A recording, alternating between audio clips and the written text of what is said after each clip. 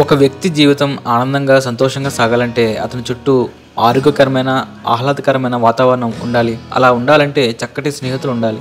ఒంటరి జీవితం ప్రశాంతంగా ఉంటుంది, కానీ ఎక్కువ రోజులు ఒంటరిగా ఉంటే మాత్రం ఎలాంటి ఆనందం, సంతోషం ఉండదు.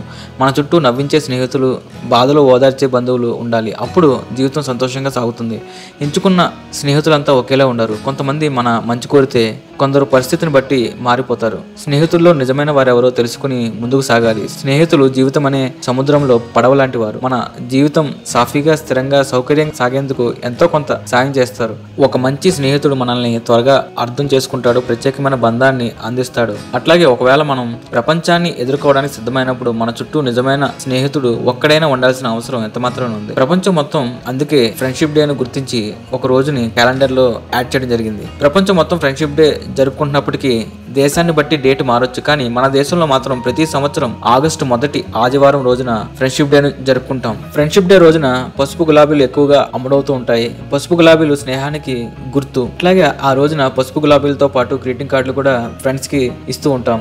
మానసిక ఆరోగ్యం కోసం చక్కటి స్నేహాలను, అనుబంధాలను పెంచుకోవడం ఎంతో మంచిది.